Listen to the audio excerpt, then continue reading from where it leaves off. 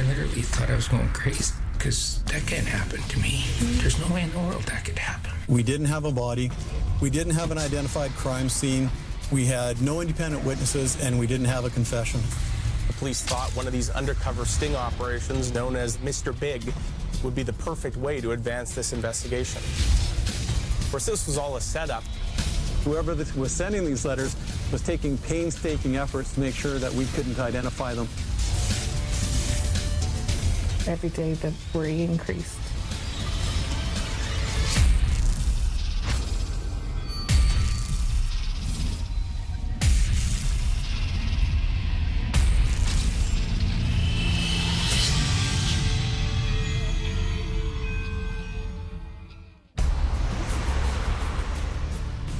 April 27th, 2002, Brandon, Manitoba.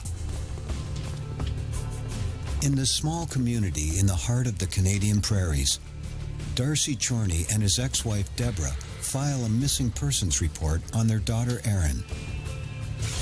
The 18-year-old works on and off at a dry cleaner's and splits her time between parents. The last time Deborah saw Erin was 6 days earlier on April 21st. Erin came to the apartment that day, and she was staying at her dad's house at that time, so she came for a sleepover. We had a really nice supper together, and Leslie and her spent a lot of time together. She seemed to really be enjoying spending family time together that day. Erin Chorney was very much a typical teenager, liked to be popular, liked to engage in social activities with her friends, hanging out at movie theaters, at shopping malls, talking on the phone, texting with them, very outgoing. She was having a few struggles. She was a little rebellious, and she wanted to spend more time with her friends, and she was focused more on herself, but she was still very family-oriented. Well, the phone rang at about 7 o'clock, and Erin said she was going out for coffee with a friend. And so that was fine. I didn't think anything of it because I thought, you know, she seemed in a good mood, and she didn't get all dressed up. She didn't put on makeup, so I didn't think she was going to a party. I really thought she'd be back. That night, I went down to the door with her when she was about to leave. We waited for her ride to get there, and we were just talking a bit, and I didn't really want her to leave. When she left, she gave me a big hug and told me she loved me and that she'd be back soon.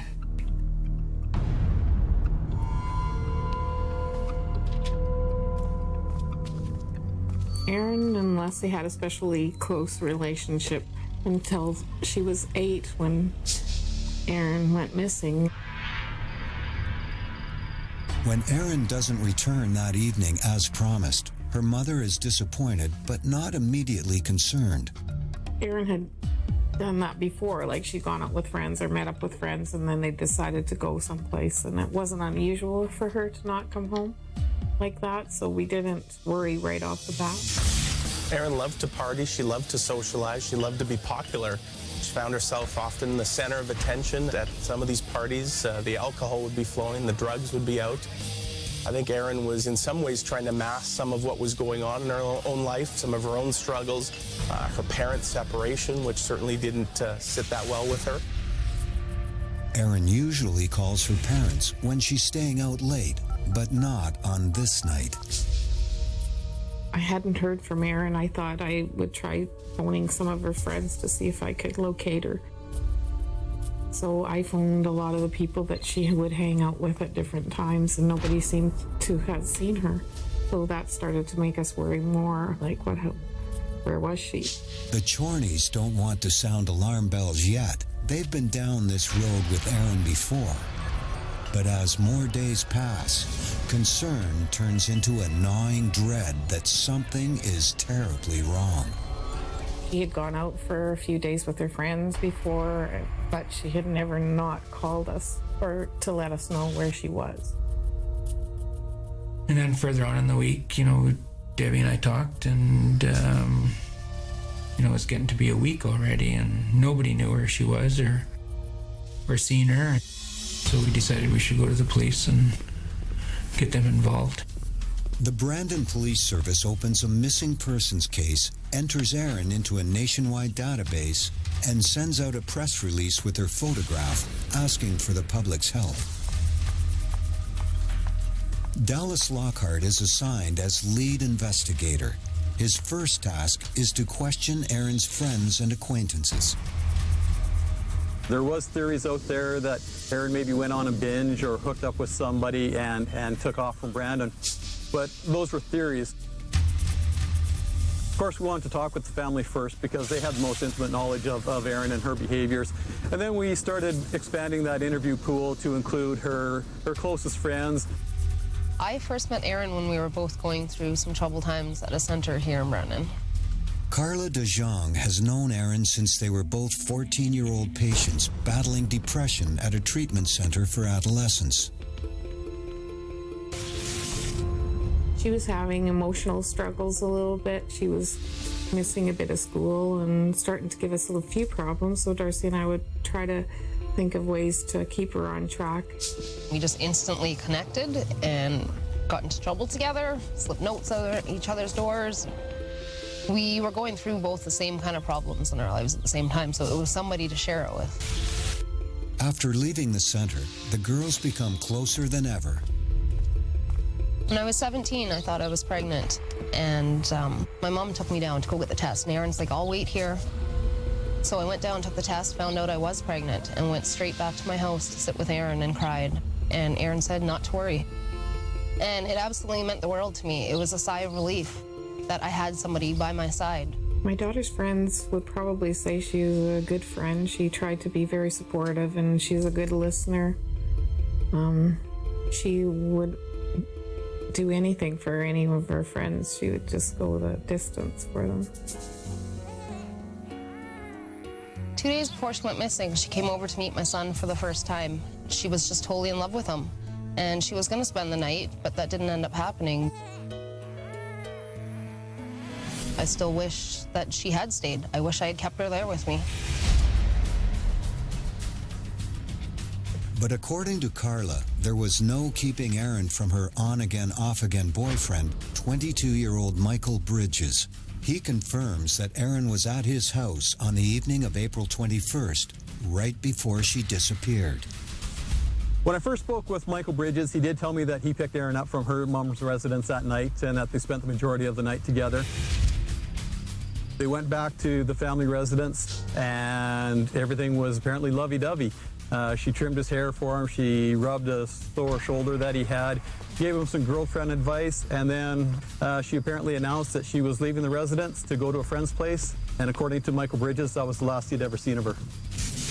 Bridges tells Lockhart that Erin left his house around 11:30 that night. He hasn't heard from her since. We were really no further ahead in terms of identifying where Erin might have gone to than we were at the beginning of the investigation. That's when Erin's parents turned to the public for help. In a press conference broadcast all across Canada, they make a desperate plea for any information that can bring their daughter home. The police had seemingly run out of ideas. They'd hit a brick wall. There was nowhere else to go. They were no closer to finding Erin, and you could tell it was certainly taking an emotional toll on them, the Chorney family. It was tearing them apart. I literally thought I was going crazy, because that can't happen to me. There's no way in the world that could happen. We feel she would have called by now if she could, but if she's out there and afraid to call, we just want to hear from you, and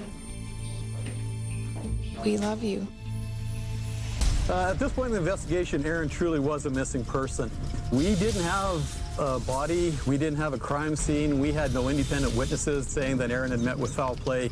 It was truly becoming a whodunit type mystery for us. The more tips that pour in, the stranger the story gets. What lies ahead is a bizarre case that no one in Brandon, Manitoba will ever forget. Brandon, Manitoba has a reputation for being one of Canada's safest places to live and raise a family.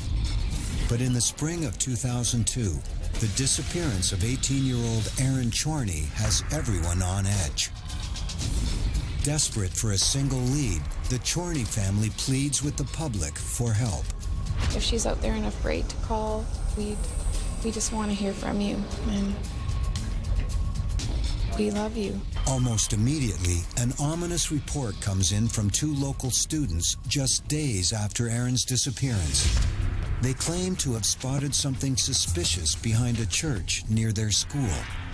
The 2 kids are out playing, as kids often do, when they come across what they believe is a body wrapped in a blanket, some hair sticking out. Obviously quite shocked by what they see, they run back to their school. They tell their teacher. The teacher tells the parents of these kids. The parent is the one who then contacts the police. The 2 students were fairly certain in their young minds that this was a body that was being covered. We had them take us to the location, and by that time the blanket and everything was gone and there was nothing at the scene. Police determined that the student's report is nothing more than a false alarm. But it's not the only strange account that comes into police hotlines. The press conference has sparked the public's interest in Erin's disappearance, and tips are pouring in from all over the country. Rumors were everywhere. Erin was being spotted out east, Erin was being spotted out west, Erin was being spotted in the United States. There were reports that she had run away to join a street gang. There were reports she was working as a sex trade worker in Toronto.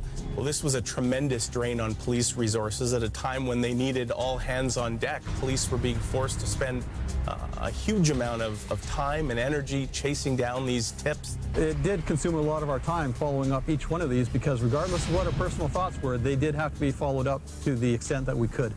At the same time, it was taking a huge toll on the Chorney family, who were being put in a bit of a tug-of-war here. They weren't sure who to believe, what was true, what wasn't.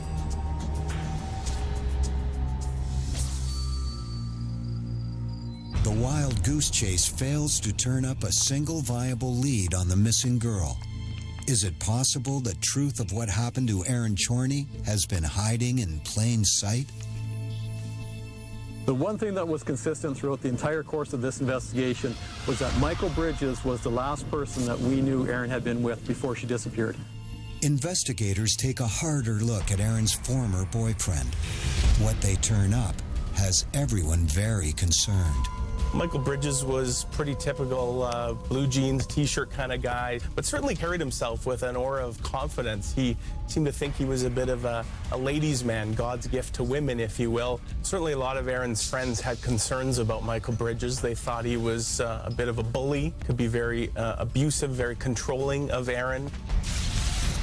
He was controlling who she was talking to and who she could see, and we tried to tell her to stay away from him. We tried to tell her, you deserve better. This is not what you need in your life.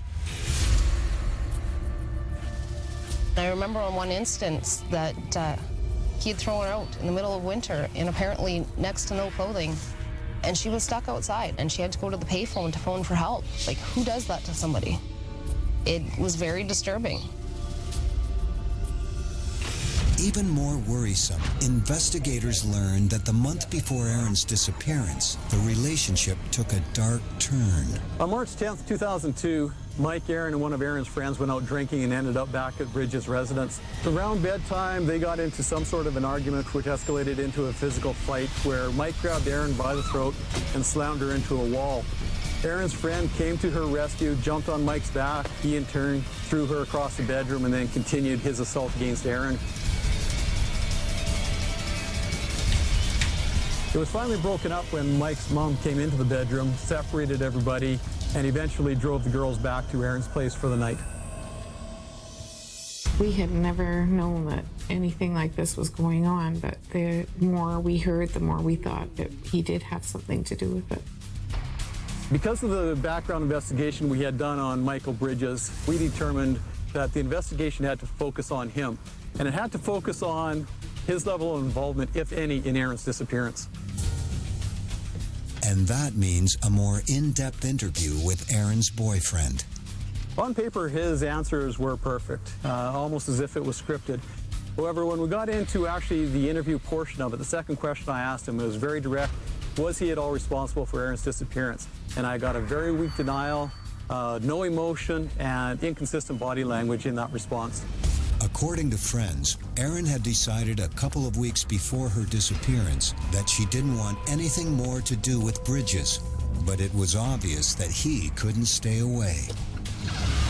So how did he get back in close contact with her? A friend of Bridges named Bountivy Sengmany comes forward to tell police about a strange encounter the day of Erin's disappearance. Bridges asked his friend to call Erin. He wanted to talk to her. While he was there, he could hear Bridges appearing to be arguing with Erin Chorney. The conversation ended. Bridges wanted to go to his mother's house to pick up her station wagon, and upon arrival there, Bridges asked Sengmany to call Erin back. He said he wasn't done arguing with her.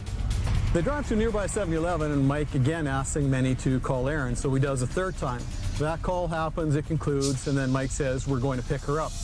They drive over to Erin's mom's place where Erin is staying. They pull into the parking lot. Sengmany sees Erin coming out of the building. She crawls into the back seat of the vehicle, and they drive away. But apparently, 3 was a crowd. Sengmany was really surprised where Mike basically drives him back to his house, says, see you, buddy, get out. And that was the last time Sengmany had ever seen Erin, was in Bridges' car.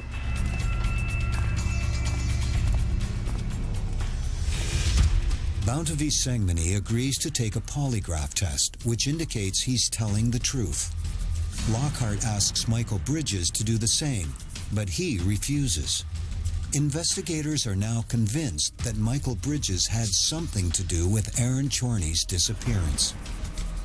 Due to the nature of some of the things that had come up in the initial phases of the missing person investigation, we felt that we needed to approach it more with the likelihood that foul play was involved, although still hoping and keeping an open mind that she may turn up. What police desperately need now is some hard evidence to back up their suspicions. We didn't want him to be aware that he was the focus of our investigation at this point in time, so we did things such as putting a tap on his phone, conducting ground searches in his neighborhood. We put him under surveillance, hoping that some of his behaviors or lack of behaviors might give us an indication as to his level of involvement, if any, in Erin's disappearance. In June 2002, the station wagon belonging to Michael Bridges' mother is stolen from her driveway. Not by car thieves, but by the police themselves. We obtained judicial authorization to secretively take the car from the Bridges family and conduct a forensic examination on it. Our theory was that if Erin had met with foul play, that it either happened in the residence and the car was used to transport the body, or in fact it may have occurred in the vehicle itself. Working quickly and carefully, the forensic ID unit processes the car for trace evidence, scouring every inch for clues inside and out. We were looking for anything that would afford us of signs of a struggle. So we were using hemosticks, we were using our Lumelite, looking for hairs and fibers. We were doing soil samples. But basically, the frustration came in when you're doing all these tests, you're still coming back with nothing there, and it's like, okay, what are we missing?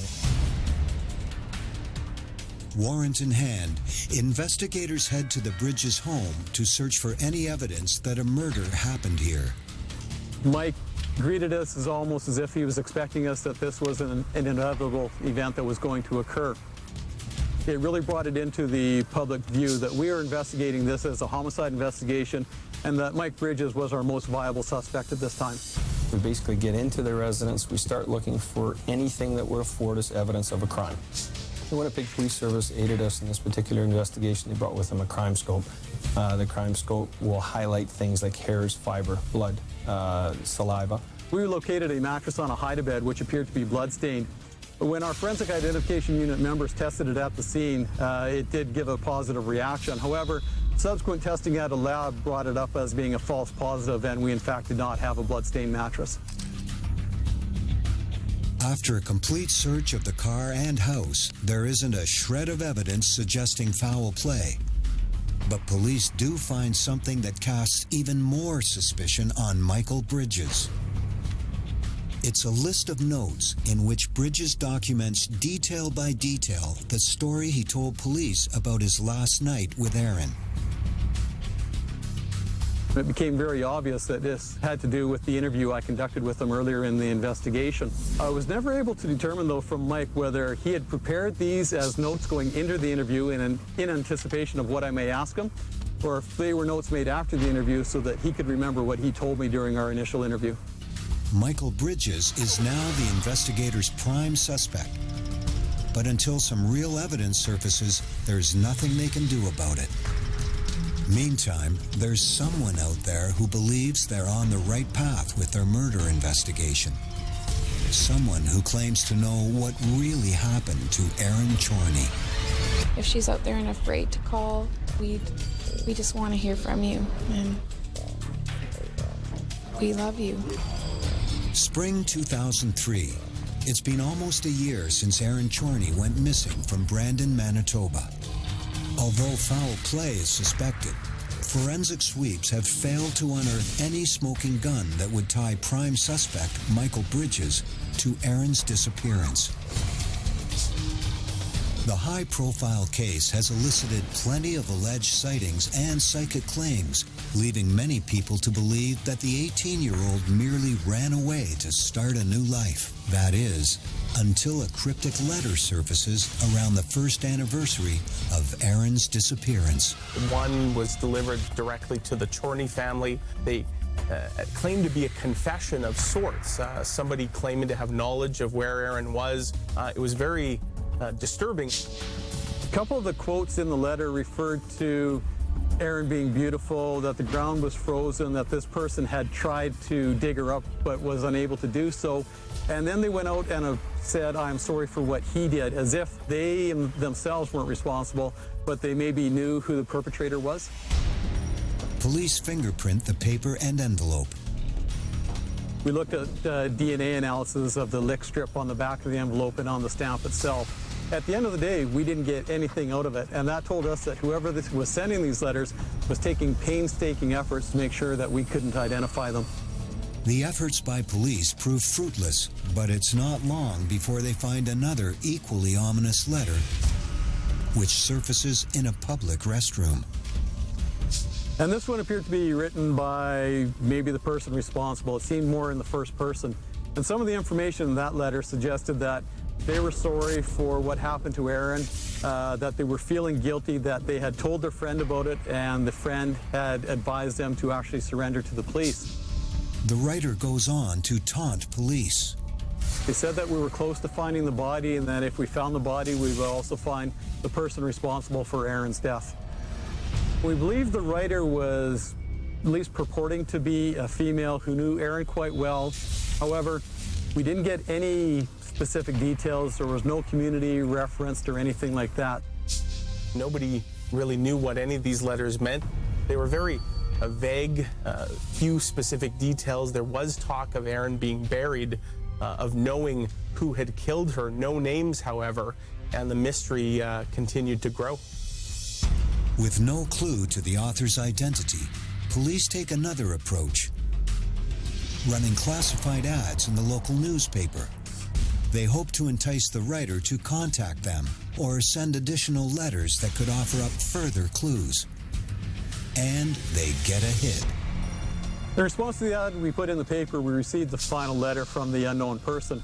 In this letter, they claimed to know that she was still buried because they had actually physically gone there and confirmed that Erin was still buried. It was extremely upsetting to the Chorney family, and it actually spelled out that Erin was dead at that point in time. And it was something that I don't know whether they were prepared to accept or not.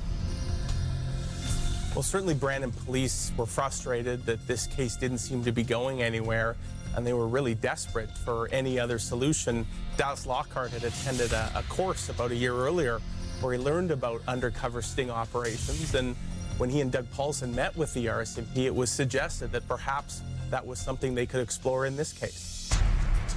Investigators meet with members of the Royal Canadian Mounted Police, the RCMP, to map out a new strategy. Our most viable option was that Erin had met with foul play at the hands of someone. Although we did have a viable suspect in Michael Bridges, we were always cognizant of the fact that we didn't have a body, we didn't have an identified crime scene, we had no independent witnesses, and we didn't have a confession.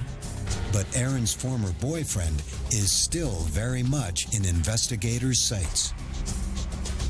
Michael Bridges was certainly aware of the attention being focused on him, the rumors that were out there, and as a result, he pretty much went underground, became a bit of a hermit, a shut-in. Even his own peer group seemed to be separating themselves from him, and so Michael Bridges pretty much cut himself off from everyone else, rarely came out of his house, kept to himself. To break the stalemate and solve the case, police have to think outside the box. Teaming up with the RCMP, they concoct a clever sting operation to expose Bridges' secrets once and for all. On September 23, 2003, surveillance watches the first act of this drama play out. An attractive undercover agent pretends to be conducting a survey for a local radio station and invites Michael to sign up for a contest. First prize, an NHL hockey game in Calgary. A month later, police listen in as Bridges is notified that he's one of the contest winners and is on his way to Calgary, all expenses paid. Michael Bridges, this would have been like winning the lottery, a dream come true, a chance to see his favorite hockey team play, a chance at VIP treatment, to get out of town, and he took full advantage of it. Michael Bridges had a great time in Calgary, got to see his favorite hockey team play, went to a strip club, had a lot of laughs, a lot of drinks, a lot of fun. Michael even met another winner of the same contest as he, and the two of them very much hit it off. When the two contest winners return home, police follow as Bridges' new friend drives him back to his mother's house. And over the next few months, surveillance teams observe the two men spending more and more time together.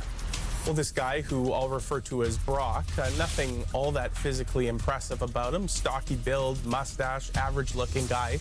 But it's clear he was living the good life, and Michael Bridges was very much impressed by this.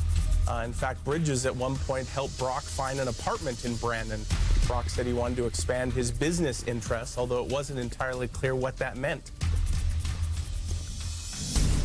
In early December 2003, police follow Bridges and Brock to a small town northwest of Brandon. There, another man passes Brock an envelope stuffed with cash. It appeared to police as if this guy was taking Bridges out to do some sort of pickup, almost as if he was grooming him for a future mission of some sort, acting a bit as a mentor towards Bridges. Of course, Bridges has no idea that he is a pawn in an elaborate scheme. But if it all goes to plan, it won't be much longer before the world knows what really happened to Erin Chorney. It's been a year and a half since the disappearance of Erin Chorney. Police in Brandon, Manitoba continue to surveil their only suspect, Michael Bridges, as he becomes further and further entrenched in an elaborate sting operation. The police thought one of these undercover sting operations, known as the Big Boss or Mr. Big, would be the perfect way to advance this investigation. Well, the ultimate goal here was to find Erin Chorney, learn what happened to her, and to find out whether Michael Bridges had anything to do with her disappearance. At the same time, it would have been just as good for police to learn that he had no involvement, that he wasn't a suspect. After winning a trip to Calgary, Bridges has been hanging out with another contest winner, a man named Brock, who's taken Michael under his wing. Bridges has no idea his new buddy is an undercover cop. The two men meet regularly for lunch and beers. Then one day, Bridges' new friend gets a phone call from someone he calls the boss and recommends Bridges for a job in what appears to be an organized crime syndicate. Michael Bridges certainly began to climb his way up the ladder. He was going from a silent observer to somebody who was being given direct responsibilities, making deliveries on his own, being given a lot more power. This certainly made him happy. As that progressed, he certainly found himself very comfortable with these people, thought they had a lot in common. These were the type of guys he wanted to spend his life hanging around with. Brock is slowly but surely winning Michael Bridges' trust and feeding on his weakness for easy money and the good life. But if Bridges wants into the organization for real, he'll first have to reveal any and all past crimes to the big boss. Although it wasn't explicitly stated exactly what this organization was, it was made clear to Michael Bridges that this wasn't the kind of group that you just bought a membership for. You had to prove your loyalty over a period of time, work your way up through various menial tasks, prove that you could be depended on, that you were trustworthy. Well, the number one trait to be successful in this organization was to be honest about yourself, about things you were involved with, things you witnessed. To drive that point home, undercover officers stage a dramatic scene for Bridges' benefit. Police set it up so that some money had supposedly gone missing. A girlfriend of a gang member had run off with it. Brock got Bridges to help track this woman down to a motel room just north of Winnipeg, and while Bridges sat in the vehicle watching, Brock went in and appeared to brutally assault this woman, who was being played by an undercover police officer. They went full Hollywood for this. Blood capsules, hair pulling, clothes ripping, throwing her down on a bed, throwing her against a door frame. Bridges thought this was all very real as Brock came out, bloodied knuckles and all. Of course, this was all a setup to get Bridges comfortable talking about violence against women, and would pave the way for where this investigation was heading. Where it's heading, police hope, is a full confession about what Bridges did to Aaron Chorney. It was made clear to Michael Bridges that he had to be very honest with the boss of this organization, that he had to come clean about anything he may have done in his past that could reflect poorly on him or the organization, but that it didn't matter what Bridges had done. The boss was all-powerful, all-knowing, and could take care of any problem. Failure to be honest with him, though, would result in the boss finding out anyways. Nearly 2 years since Aaron vanished, the sting operation is in its final stretch. Michael Bridges meets Brock at a Winnipeg restaurant to prepare for his meeting with the big boss the following week. Their entire conversation is being secretly recorded. Michael Bridges had spoken very little about Aaron Chorney to this organization, never mentioning her by name, but he knew that his meeting with the boss was looming, that he had an important decision to make, that it was time for him to finally come clean about Aaron and his background. Well, as Bridges is describing what happened to Brock, he says this was a terrible, tragic accident. The two of them were having an argument. He says Aaron was the aggressor. He pushed her out of frustration. She fell, but says this was never supposed to happen, and it was a tragic accident. But Brock shows absolutely no visible reaction to this at all. He doesn't want to tip his hand, wants Bridges to think this is the sort of thing they hear all the time, the sort of thing that they can make go away very easily.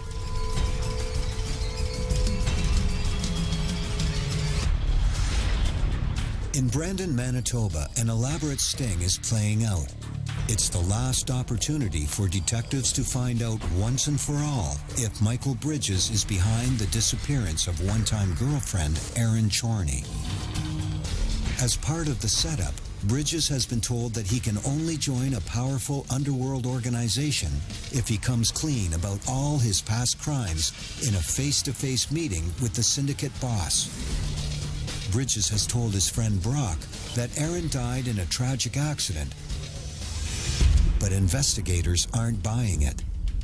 When Brock goes back to his police handlers and they discuss what Bridges has told them, there's certainly a sense of relief, but a feeling that there's a lot more to the story, that Bridges hasn't told them everything. They need to find Aaron's body, and it's decided that Brock must go back to Bridges and find out exactly what happened that night. Bridges and his friend meet again the next day, and this time Michael is free and easy with the details. Well, after having told Brock part of the story, Bridges, I think, felt a real sense of relief, but realized that he now had to come clean about exactly what happened, revealing that it wasn't a push that killed Aaron, but something far more cold-blooded.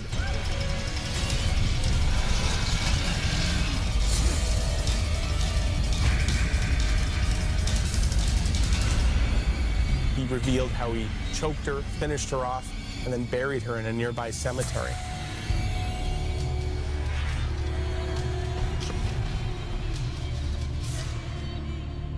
It was a surreal scene. You had Brock and Bridges sitting in a crowded restaurant, many diners nearby enjoying breakfast or an early lunch. All the while, Bridges is revealing the innermost details of one of the most notorious homicides that had happened in this community.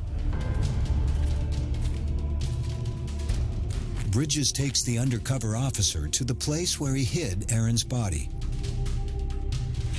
Well, Bridges had gone to a cemetery where his father worked. He noticed a freshly dug grave in a secluded area. It was around midnight after he'd killed Erin that he went back to that grave, dug it about 2 feet deeper, put her body inside and covered it up. Bridges said that the grave was marked with the last name of Brodsky or Brodsick. We were able to determine that a lady by the last name of Brodsick had died in January of 2002, and that her placement in the cemetery was consistent with where Mike described. We were able to obtain a search warrant to conduct what we refer to as a probe of that gravesite. Late at night, a forensic team uses a jackhammer to excavate small sections of the frozen earth. The first 5 probes fail to turn up anything. It's a covert operation. The judge was very explicit in his direction to us. You shall not disturb the existing grave below. So we were trying to be respectful of that and obviously stay within that frame. So we were going around the 3-foot level when we were at the 6th hole. And one of the things the undercover operator had found out from Bridges is that he'd wrapped her in bags, but also that he'd used a blanket. And it was that piece of blanket that we finally found. And it felt so good because it's there and you have it. And the only way for him to have known that is if he was there or he did it. February 12, 2004. In a Winnipeg hotel room, the surveillance team prepares for Michael Bridges' final confession, the one they expect him to make to Mr. Big. Well, although the police now had a confession on audio, what they really wanted was to get this confession on video. Well, Michael Bridges had said very little about Erin Chorney to this organization, never mentioning her by name, but he knew that his meeting with the boss was looming and that he had a very important decision to make. Either he could come clean about what had really happened or face the consequences. Will Michael Bridges finally reveal everything he knows about what happened that April night? The police wanted to build as airtight and solid a case as they could against Bridges. Well, this is all under the guise of a dress rehearsal moments before the boss is going to enter the room. Brock suggests that they go through Bridges' story one more time just to make sure all the I's are dotted and T's are crossed. And as a result, Bridges gives perhaps his most revealing confession yet. Bridges tells the undercover officer that the night he brought Erin home, they argued. He describes grabbing his girlfriend by the neck and choking her until she fell to the floor unconscious. She is still breathing, but he decides he has no choice but to finish what he started. He fills the bathtub with water and holds her head under for several long minutes.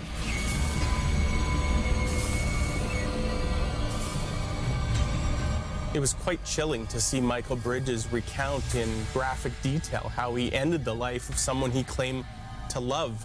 There seemed to be no remorse, no real emotion displayed by him, just a matter-of-fact recall of events. Of course, throughout this, Brock had to maintain his composure. He showed no visible signs of reacting to this. Inside, you had to know he was burning up. The officer has one more question for Michael Bridges. Why had he originally said Erin's death was an accident, then changed his story? Well, police wanted to make sure at no point was Bridges coerced or induced to give a false confession or exaggerate what he had done here. Police asked him why his initial story about what happened to Erin was lacking in detail and why he changed his story. Bridges said that he was simply nervous about offering up too many details to such a horrible crime. With all the investigators' questions now answered and the confession documented on tape, only one scene is left to play out. Not with Mr. Big, as Bridges expects, but with the Brandon police.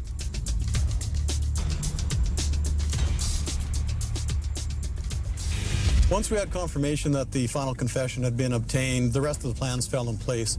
We had a search warrant ready to go so that we could attend to the gravesite where Erin's body had been concealed. After 2 long years, the mystery of Erin Chorney's disappearance has finally been solved.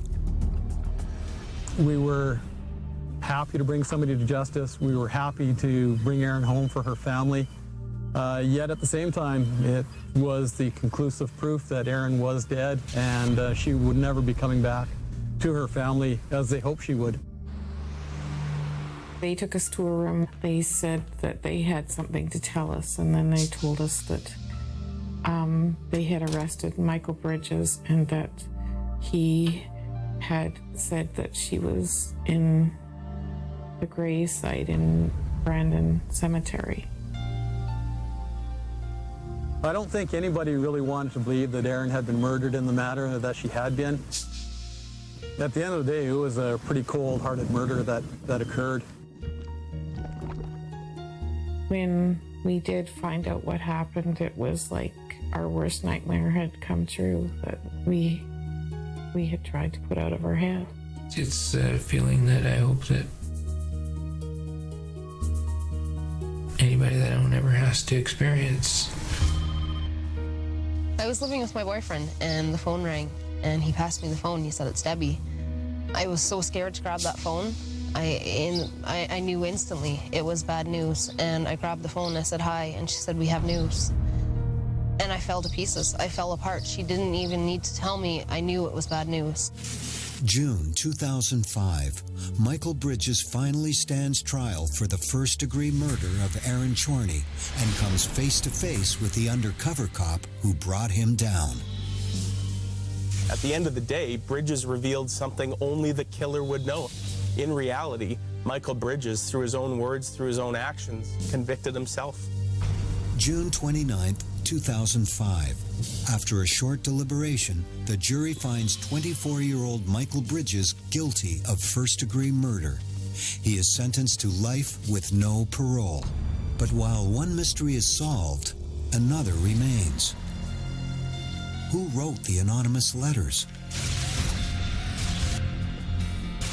Nobody's ever been able to make any inroads into who wrote them, and I think once Bridges was arrested and the case went to trial, that any investigation pertaining to these letters sort of ceased at that point. There was nothing we could really do. Very frustrating to receive these letters, and to this day, we still don't know where they originated from. Professionally, I think it's safe to say that this is a once-in-a-career investigation for us here at the Brandon Police Service. I don't anticipate ever being involved in anything like that again. There's a huge lesson to be learned. Be treated the way you're meant to be treated. Don't take anything less than that. Don't let people abuse you. Don't let them control you. Sometimes now we can deal with things, you know, go to work and concentrate on your job, and it's not the utmost thing in your mind, but there's always times of the year that are harder than others. It's still day to day. Never goes away.